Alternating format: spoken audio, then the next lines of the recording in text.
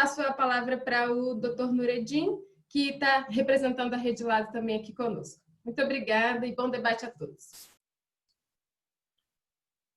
Boa noite, Sara. Obrigado pela palavra. Boa noite a todos e todas. Em primeiro lugar, é um prazer muito grande estar aqui e rever muitos amigos aí de longa data e que o distanciamento acaba fazendo com que esses encontros acabam sendo quase que sempre institucionais. Bom, fui indicado pelos colegas da Rede Lado e é uma felicidade muito grande poder fazer uso da palavra em nome da rede, como a Sara colocou, uma rede cuja composição tem escritórios de todo o país e, ao mesmo tempo, também uma responsabilidade muito grande, considerando a riqueza de advogados e advogadas que nós temos dentro desse grupo de trabalho, desse grupo de amigos, parceiros e escritórios que integram a Rede Lado. Bom, dito isso, eu também quero fazer um registro também de agradecimento a quem normalmente não aparece, né, que são as pessoas envolvidas na instrumentação do evento, o GT de Advocacia Virtual da Rede Lado, que trabalhou bastante para que pudéssemos alcançar hoje essa realização, a Bruna, né, nossa gerente, nossa secretária executiva, que incansavelmente tem trabalhado para que as coisas funcionem, e também a equipe da Alecrim, que é a empresa que tornou também possível esse nosso trabalho. Pois bem, eu iniciarei aqui essa exposição, a minha exposição por parte da Rede Lado, destacando previamente que a Rede Lado, nós advogados e advogadas, nossos escritórios, nós temos como um referencial, e é importante que isso seja sentado no começo, para que não haja dúvidas no que diz respeito às nossas posições e ao nosso comprometimento dentro dessa discussão. É evidente, como advogados e advogadas, nós queremos fazer audiências, nós precisamos fazer audiências. As audiências no âmbito do processo do trabalho, dos nossos processos trabalhistas, usualmente são um referencial que define o andamento, o sucesso dos processos. Então, é importante que se diga isso num primeiro momento. Nós queremos fazer audiências, nós precisamos fazer, ou seja, a atividade da advocacia trabalhista é umbilicalmente conectada com a realização de audiências. Contudo, nós precisamos também compreender o cenário e o estágio que nós estamos dentro da situação de pandemia.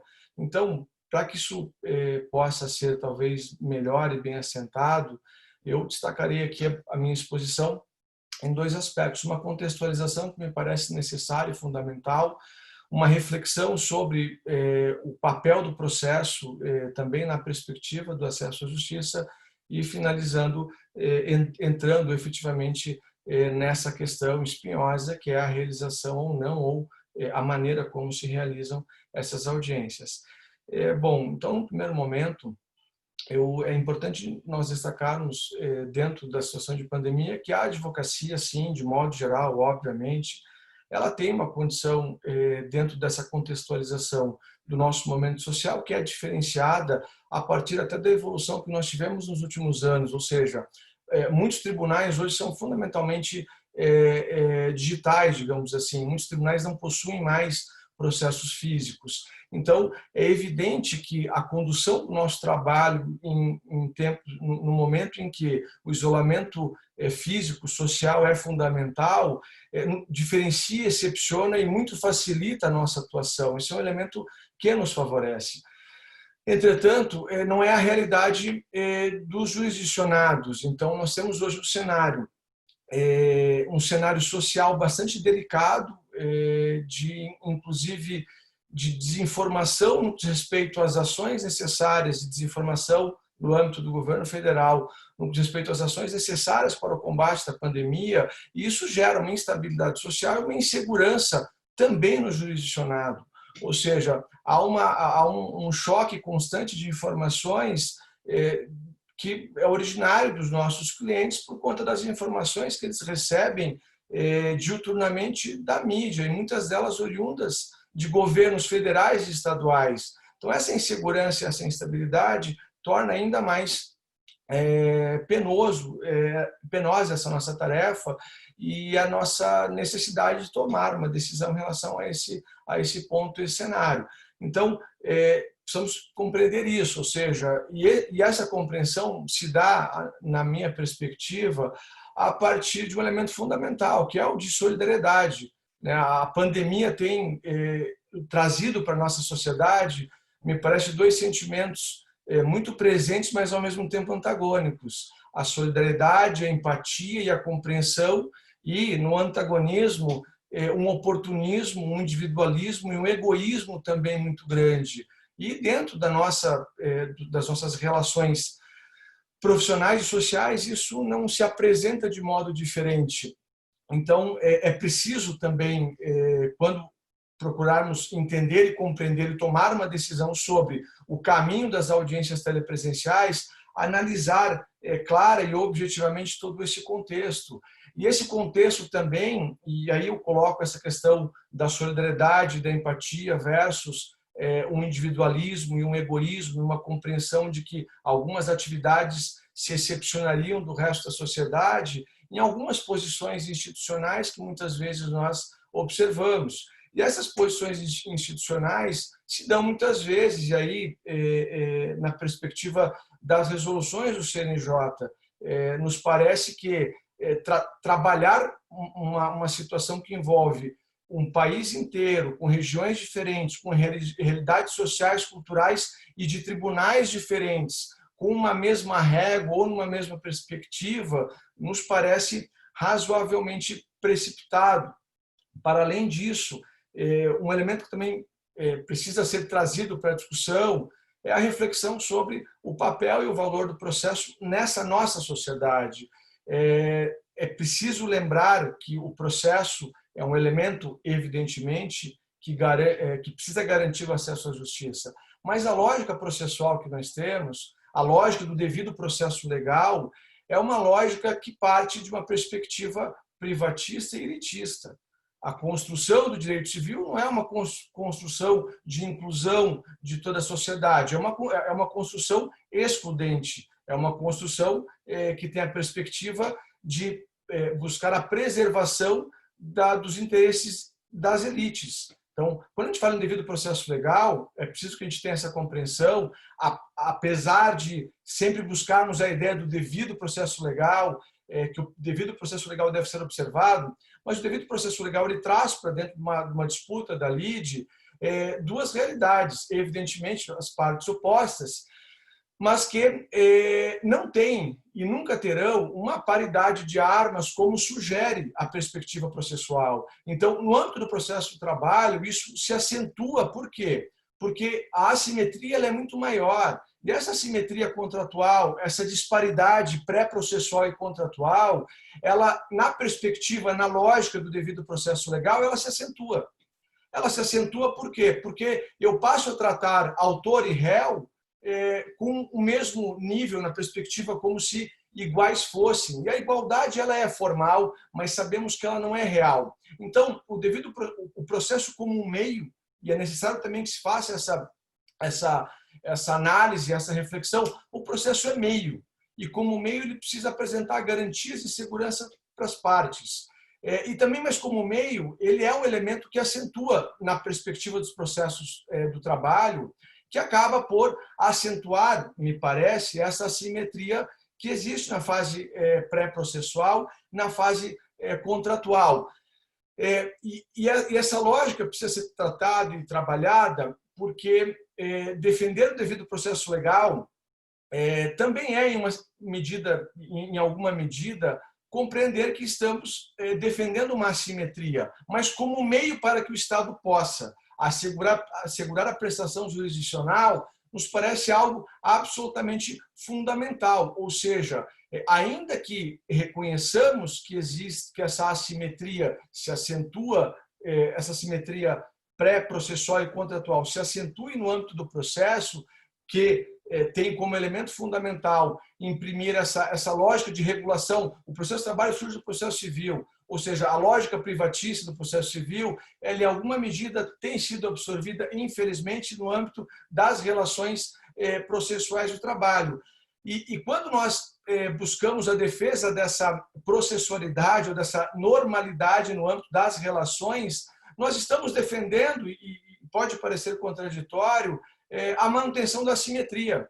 Mas, mesmo assim, mesmo nessa perspectiva, nós precisamos compreender que essa lógica do devido processo legal, de que o processo é um meio para que alcancemos a possibilidade de chegar ao final e o Estado possa prestar a jurisdição, é fundamental que seja observada. E quando nós temos, como agora se tem apresentado, uma tentativa, e me parece, sem diálogo social fundamental e sem análise de dimensão do que essas decisões ou do que essa posição de realização, independentemente do que os demais atores sociais acreditam e pensam do tema, é uma lógica que, insisto, ela acentua um sem número de desigualdades existentes, não apenas a assimetria contratual que tratei inicialmente, mas as desigualdades presentes na nossa sociedade. Ou seja, não é possível compreender que todos os trabalhadores ou todos os empregadores se coloquem no mesmo estágio de acesso a tecnologias, a ferramentas, a meios e mecanismos tecnológicos. É evidente que nós temos um cenário de excepcionalidade, não tenho dúvidas quanto a isso, mas não é possível nós tratarmos isso como um novo normal, como muitos acabam trazendo. Temos nesse exato momento um novo normal. Não há um novo normal. Há uma situação de excepcionalidade e precisa ser assim tratada. Mas essa excepcionalidade não nos parece possa avançar e violar esse meio que ainda, insisto, revela a acentuação da assimetria e das desigualdades, é um meio meramente formal, mas ele não pode usurpar a perspectiva de que segurança jurídica não pode ser conquistada com insegurança processual. E nós temos um momento muito claro quando a régua, e insisto, a partir da perspectiva do CNJ, é de que se façam as audiências e ponto, e aí remetendo a jurisdições diferentes, com realidades diferentes, com regionais diferentes, com estruturas diferentes, muitas vezes a decisão de condução ou não. Então, isso nos parece que é algo muito caro no que diz respeito à preservação dos interesses dos jurisdicionados. A partir dessa perspectiva de que o processo não pode ser utilizado, que a segurança jurídica, ou seja, de uma decisão final que entregue prestação jurisdicional, e prestação jurisdicional, na nossa perspectiva, não é um número, não é um processo riscado ou tirado de uma tabela. Todos os meios, todos os meios inerentes à defesa das partes devem ser observados. Então, a partir dessa lógica, é muito importante nós destacarmos que o diálogo é necessário. E por que o diálogo é necessário? O diálogo é necessário porque hoje nós não temos, dentro do processo civil brasileiro, a regulação dessas situações. Nós temos no processo civil brasileiro duas hipóteses que regulam as audiências por videoconferência. As hipóteses de autor fora da comarca e de testemunha fora da comarca. Eram hipóteses trazidas como excepcionais pelo CPC. E, curiosamente ou não, e falo a partir da experiência profissional pessoal, eu tenho processos que hoje tramitam no TST, pedindo para que as audiências por videoconferência com autor fora do domicílio no exterior ou testemunha no exterior sejam realizadas. Ou seja, até antes da pandemia, mesmo nas hipóteses legais, havia uma resistência muito grande, lógico, muitos juízes e juízas praticavam os atos, muitos tribunais acolheram nulidades e remeteram os processos para a realização da prova. Mas havia uma resistência muito grande de adoção desses mecanismos. E, de repente, diante da pandemia, aí me parece que a lógica que instrui essa decisão precisa ser observada. Quer dizer, o que mudou dentro dessa perspectiva do Poder Judiciário para que fizéssemos como regra geral e ponto as audiências por videoconferência e telepresenciais. Não pode ser, e nos parece que isso realmente precisa ser refletido, a lógica de que os processos precisam ser julgados e que as metas precisam ser atingidas. Ou seja, o jurisdicionado precisa de uma prestação ampla, segura, dentro de um processo que é meio, e esse processo meio de uma lógica efetivamente liberal. O acesso à justiça, sim. O acesso à justiça é uma perspectiva trazida a partir do Estado Social, a partir da Declaração de Direitos Humanos, pós-Segunda Guerra Mundial, que estabelece o acesso à justiça como uma garantia, um valor fundamental, aí reproduzido depois disso por um sem número de convenções internacionais, pelo OIT e pela nossa Constituição Federal. Então, o acesso à justiça não pode ser mitigado. O processo com o meio, que é o que nós lutamos agora, é uma lógica, parte de uma lógica liberal, como antes trazido. Mas nós precisamos que, minimamente, essa lógica, esse meio utilizado para que nós alcancemos a prestação jurisdicional, ele seja observado. Então, a pandemia nos coloca, assim, numa situação crítica e nos coloca contra a parede em relação a uma série e a um sem número de preocupações e de situações e de decisões a serem tomadas. Entretanto, essas decisões elas podem partir de situações já vivenciadas no histórico da justiça do trabalho. E chamo a atenção aqui, trago a discussão, a perspectiva do negócio jurídico processual.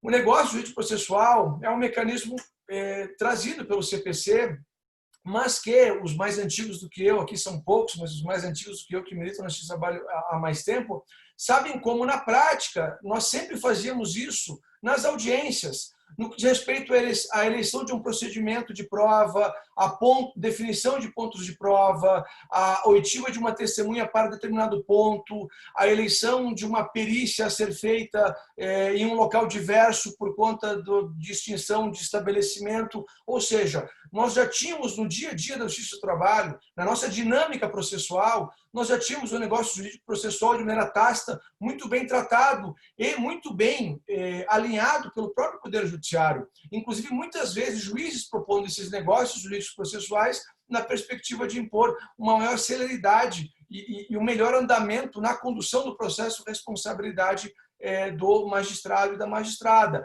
Então, esse elemento não nos é estranho. E o que chama a atenção é que me parece que não há uma motivação, uma inclinação de se buscar as soluções dessa forma, a partir do negócio jurídico processual, e alternativas existem. Existem porque nós sabemos que os escritórios eventualmente podem ter condições, podem reunir condições para que essas audiências sejam realizadas. Eu não tenho dúvida que muitos escritórios podem, alguns outros não. Essas questões podem sim ser tratadas e definidas e diluídas no âmbito de uma discussão, de uma aproximação da advocacia. A advocacia pode, de maneira tranquila, de maneira racional, de maneira madura, tratar de seus interesses, os interesses dos seus clientes, a partir do negócio jurídico processual, como, por exemplo, as audiências iniciais. Hoje, são as audiências talvez passíveis de serem feitas sem dificuldade nesse modelo de audiências telepresenciais,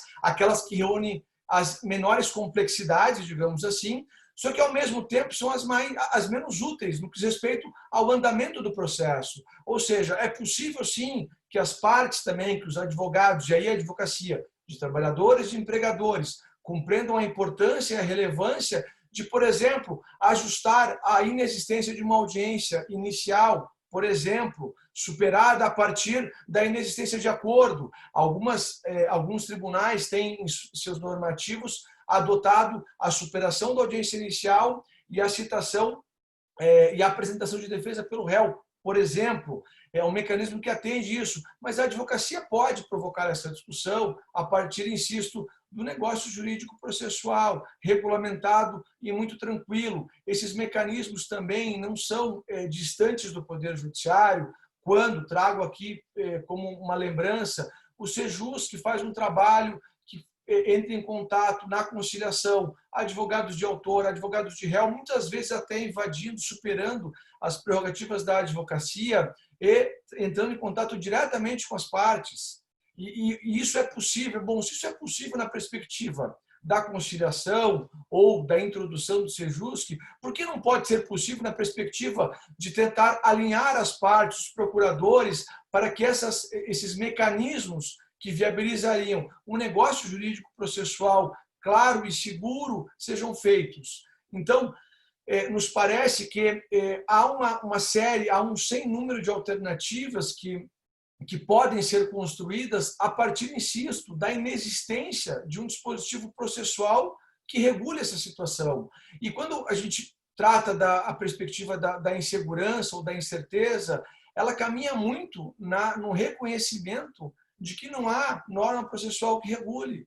Ou seja, se avançarmos a fazer as audiências a despeito do que eventualmente as partes questionem ou os seus procuradores questionem, abrimos a porta, abrimos as possibilidades de arguições de nulidade. E o processo não pode ser adotado a partir dessa perspectiva utilitarista, de que precisará ter um resultado imediato. Nós queremos. A Rede Lado é integrada por advogados que atendem trabalhadores. O tempo do processo é usado contra nossos clientes, mas nós não queremos a qualquer custo. E a qualquer custo é ficar suscetível a uma disposição de nulidade a partir de uma compreensão que o tribunal exerça minimamente a legalidade que se espera dele. Então, esses atropelos eventualmente praticados, insisto, a despeito dos interesses dos procuradores, colocam a nossa atividade e os nossos clientes e os jurisdicionados em uma posição clara de insegurança, ou seja, nós ficaremos brigando o tempo inteiro ou na expectativa de ter ou não uma nulidade reconhecida. Isso não traz segurança para a advocacia, isso não traz segurança para o razoável duração do processo, isso não traz segurança para a estrutura do judiciário, que é cara, que é uma estrutura que é eficiente, mas tem um custo alto, a repetição de atos a partir de unidades reconhecidas. Então, nos parece aqui que é necessário avançar e evoluir na perspectiva de que as audiências, sim, precisam ser feitas, a advocacia precisa que isso aconteça, mas ela a advocacia necessita que ela aconteça a partir de uma perspectiva, de uma lógica, que há ferramentas e mecanismos capazes de serem utilizados dentro da lógica do negócio jurídico processual, sim, apesar de haver uma resistência, e sabemos disso, de muitos juízes em relação à adoção, mesmo que tacitamente no passado isso acontecia de maneira muito tranquila e muito clara. Mas a partir da regulação há uma resistência de que essas ferramentas sejam implementadas, a me parece talvez uma lógica de disputa de autoridade, que é uma lógica inexistente. A ideia de que o processo evolua independentemente da ideia de quem construa a melhor saída para ele. As partes podem buscar essa melhor saída a partir dessa lógica e dessa perspectiva. Então, o que nós temos para finalizar e para concluir, já me foi indicado aqui há um tempo, para concluir, a Rede Lado, ela tem a posição clara de que nós hoje não reunimos, em termos de sociedade, a capacidade de transferir para o jurisdicionado, seja autor, seja réu, uma obrigação de ferramenta que talvez devesse ser indicada e entregue pelo nosso Estado. Então, não é possível que, de qualquer forma ou de qualquer maneira, ou a partir da lógica de que os juízes precisam fazer as audiências, e quando essa lógica é institucionalizada dentro do Poder Judiciário, o que nós temos é um sem número de vertentes. Há juízes que fazem, independentemente do que as partes dizem, há juízes que não fazem a partir de qualquer tipo de escusa. Então, é necessário sim, e aí a advocacia precisa também amadurecer e evoluir nesse sentido, para que os interesses das partes não se confundam com a responsabilidade profissional que nós, advogados temos, a partir da perspectiva de que o processo precisa tramitar de maneira tranquila, transparente, a partir de uma boa-fé empregada dentro de recursos que nós podemos, sim, estabelecer. Se nós conseguirmos fazer as audiências, se for possível para a advocacia, e se os nossos clientes puderem alcançar esse nível, sim, precisamos fazer as audiências, e me parece ser essa a definição a partir desse consenso, desse negócio jurídico processual a ser alinhada e tomada pela advocacia, refletindo sobre essas questões e compreendendo que o adverso não é a posição do advogado, a advogada nos confunde com a posição de nossos clientes. O adverso não é o inimigo, a advocacia precisa construir uma saída junta. Por quê? Porque o Poder Judiciário também espera isso, me parece, para que os processos possam ter a efetiva prestação jurisdicional. Então, agradeço pela palavra e obrigado, Sara. Obrigada, Nuri. Nós não teremos oportunidade de fazer debate, abrir para perguntas, mas eu vou ler alguns comentários aqui.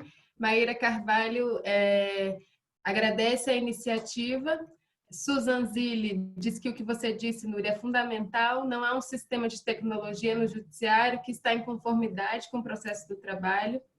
Meire Ivone, há que se considerar que a maior demora no andamento dos processos se encontra no que acontece depois do encerramento da instrução probatória. O gargalo do judiciário não está na audiência.